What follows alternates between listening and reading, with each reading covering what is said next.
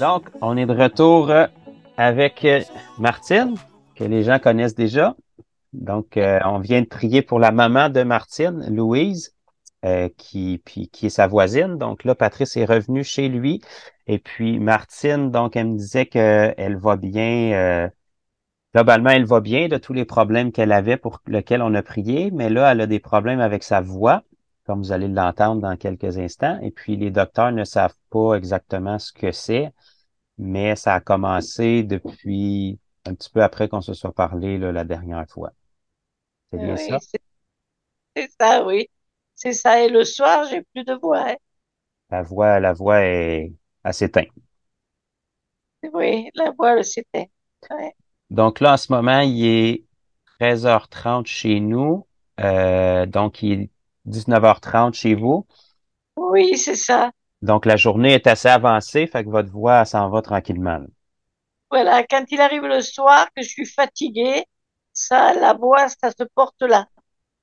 OK, d'accord. Donc là, je vous ai parlé juste avant de partir l'enregistrement pour avoir quelques détails, mais vous souffrez pas, vous n'avez pas de douleur. C'est juste que vous n'avez pas de puissance là, dans votre voix. Alors, non, non, j'ai pas de douleur. Puis les médecins, ils vous ont vérifié, mais ils savent pas ce qui fait ça. Non, ils m'ont dit que non. Au départ, ils pensaient que c'était l'inflammation de l'œsophage ou le larynx. Mais ils me disent que non. Il n'y a rien ni à l'échographie, ni à... Donc, ils m'ont dit, on comprend pas. Cette voix, elle est venue. Après, c'est peut-être une grosse fatigue, certainement. Voilà. Je sais pas. Hmm, OK. C'est pas parce que vous avez trop crié après Patrice, là. Oh non, je lui crie pas après, moi, lui. Non. OK. Bon, ben d'accord. Donc, on va prier pour vous, Martine. Puis là, ben, vous êtes rendu une professionnelle de recevoir des prières. Donc, vous savez comment ça fonctionne? Eh ben oui. Ah, là, je vous vois mieux. Merci, Patrice. Oui. Fait que je prie pour vous. Je prie pour vous à l'instant, puis après ça, vous allez pouvoir tester votre nouvelle voix. Donc là, si j'ai bien compris, ça fait environ un mois que c'est comme ça, votre voix. Oui, ça fait un mois, un mois. Depuis la dernière fois qu'on s'est vu. Déposez une de vos mains sur votre gorge, Martine, puis je vais prier pour vous. Voilà. Parfait. Je vais me C'est mettre parti. là avec le jour. Voilà. Là, on se voit mieux. Merveilleux. Donc, c'est parti. Seigneur Jésus, je te remercie pour Martine.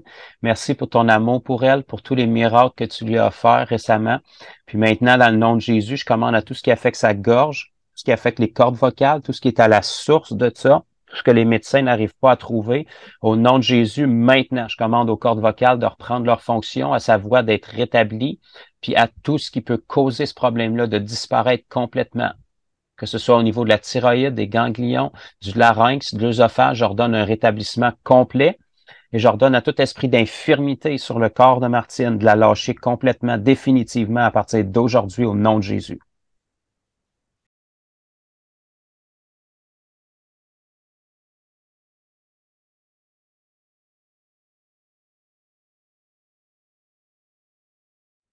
Je vais dire, ah, euh, ça va, je commence à bien parler, hein? Ça va, Ça a hein? l'air. Largement, oui. Mais ce qu'il y a aussi, c'est que des fois, ça agit aussi le lendemain. Parce que des fois, quand c'est plus mal le soir, mettons, quand Jésus m'a guéri, et le lendemain, ça allait encore mieux. Mhm, Ouais. C'est pour ça que la gorge, là, ça s'éclaircit, ça va. Mais des fois, autant demain matin, j'ai plus rien. mhm. Ben, c'est sûr, mais en tout cas, déjà, là, en 2 minutes, je trouve que vous parlez différent de tantôt, là. Je parle mieux, oui. Je parle beaucoup mieux même, hein. Parce que j'étais épuisée, hein, ça me sert là. Et là, ça va. Je parle mieux. Ah oui. Ah Ah ben, là, merci Jésus. une fois de plus. Oui, une fois de plus. Ah, mais Jésus, il est en train de me remettre à neuf, hein. Ah, c'est ça, ça va vous prendre un carnet de Ah oui. miracles. Ça sera pas un carnet médical, ça va être un carnet de miracles. Ah oui, c'est sûr, oui. Ah oui. Ah là là. En plus, je vois que vous avez une croix là dans le cou. Ah oui, c'est la croix. Il n'y a rien dessus, mais c'est que la croix. Ben, c'est ça qu'il faut. S'il était sur la croix, il pourrait pas vous guérir ni vous sauver. C'est parce qu'il est ressuscité qu'il peut le faire. Ben, gloire au Seigneur. Je ne sais pas quoi vous dire de plus, Martine. Je pense que tout a été dit plusieurs fois. Donc, c'est encore un signe de l'amour de Jésus qui attend que vous preniez votre décision. Là, depuis la dernière fois qu'on s'est parlé, tu sais, comme je vous avais dit, le baptême, c'est important, mais c'est pas quelque chose qui nous sauve, c'est quelqu'un, premièrement. Puis, avant le baptême, ce qui est important, c'est notre décision de cœur de dire à Jésus, je lâche le morceau, puis je te donne tout. Je sais pas, depuis qu'on s'est parlé, si vous avez réfléchi ou progressé un petit peu dans ce niveau-là, ou si vous en êtes au même point. Euh, Ah, c'est oui, bien sûr. J'y pense, hein. Tous les jours, j'y pense. Je me dis, dès que je me sens, je vais le faire, je vais le faire. Mais voilà. Et puis Patrice m'en parle, ses amis m'en parlent, tout le monde m'en parle. Voilà. Tout le tour, là, voilà. OK. Ben, écoutez, je pense pas qu'ils vous en parlent parce qu'ils ont quelque chose à gagner. Tu sais, en fait, c'est que nous, on veut pas que personne périsse, en fait. C'est simplement ça. On veut pas que les gens soient condamnés. Puis, autant vous êtes une merveilleuse dame, ben, si votre décision est pas prise, puis que pour une raison X, vous prenez votre dernier souffle, ben, tu sais, on veut pas que ça arrive à personne. On veut que les gens puissent avoir pris leur décision avant qu'il soit trop tard. Donc, c'est bien que vous y pensiez, mais il faut qu'à un moment donné, ça vous amène à passer à l'action. C'est vrai, il faudra le faire. Parce que si Ouais, Jésus avait juste pensé à se sacrifier il y a 2000 ans, ben, vous pourriez pas être guéri aujourd'hui parce qu'il pensait, c'est pas suffisant. Ce qui fait qu'on peut être sauvé, c'est qu'il est allé jusqu'à la croix. Oui, il a pensé, mais il a fait les actions aussi à un moment donné. Donc, c'est la ouais, même chose pour vous. Il est content que vous y pensiez, que vous vous posiez des questions, mais il peut pas agir seulement sur une pensée. Il va pouvoir agir sur une décision puis une action concrète que vous prenez. Je vous repose la même question que la dernière fois qu'on s'est parlé. À ce jour, qu'est-ce qui vous empêcherait de donner votre accord à Jésus puis de lui donner votre vie? Il y a encore des craintes, des incertitudes. Autrement dit, c'est qu'est-ce qui vous empêcherait de vous marier avec Jésus aujourd'hui puis de placer votre vie entre ses mains? Avant même qu'on parle de baptême, là. je sais pas, en fin de compte, c'est vrai, je Parce sais qu'en pas. fait, bon, première question. Jésus est Ah, réel. Il existe réellement. ah oui, oui, ah Il oui, a, ça j'y crois. C'est il a pas juste existé, mais il est bel et bien ressuscité en ce moment. Il est là, oui, oui. Vous croyez que c'est lui qui vous a guéri de tout ça, c'est pas moi ou un don Oui, particulier. ah oui, c'est lui. Et puis vous croyez que il est sur la croix il y a 2000 ans, il a donné sa vie pour vos péchés. C'est pas sans raison qu'il a fait ça. C'est pas un conte de fées ou une histoire. C'est vraiment arrivé. Oui. Puis vous croyez que vous n'êtes pas parfaite, puis que vous avez déjà fait des péchés.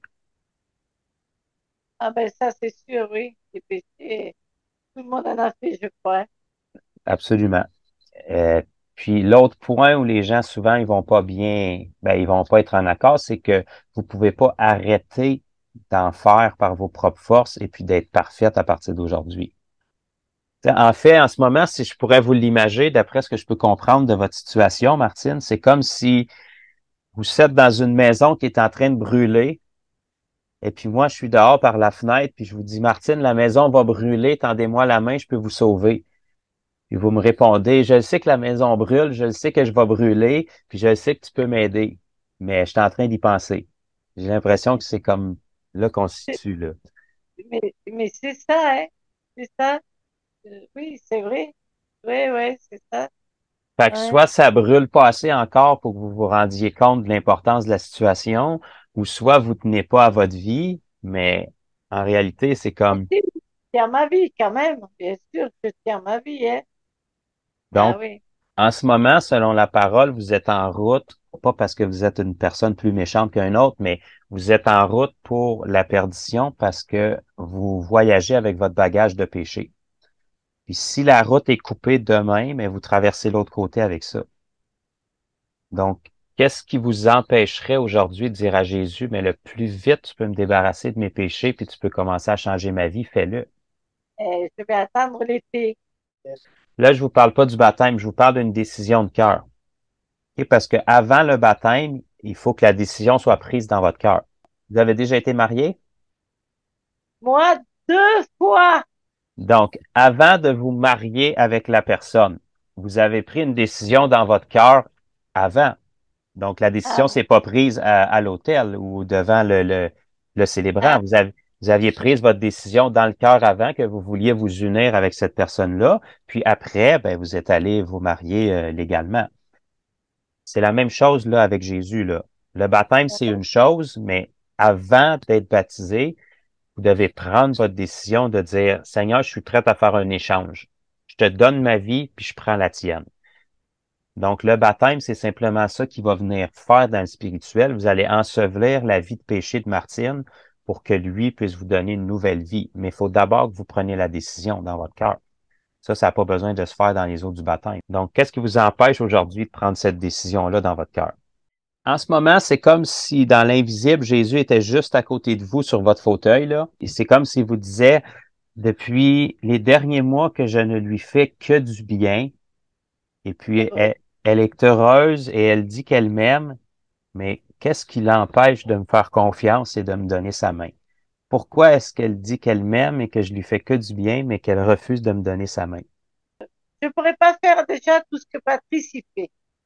Patrice, il lit toute la Bible. Moi, je l'ai lu quand j'avais 8, 10 ans, la Bible. J'étais petite. Je l'ai lu entière, hein. Ah oui.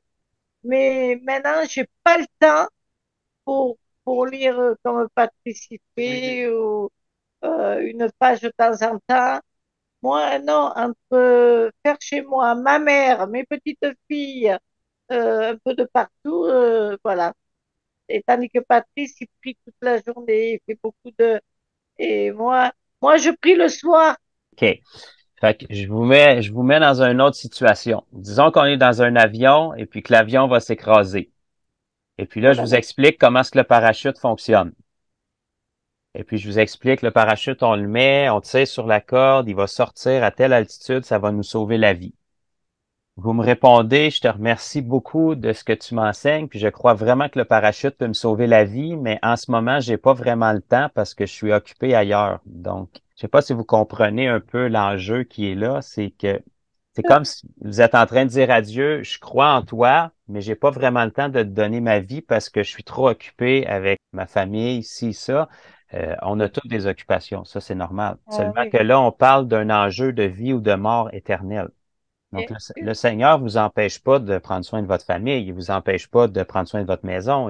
On a toutes des responsabilités. La différence, c'est que là, vous faites tout ça sans lui, alors que vous pourriez le faire avec lui.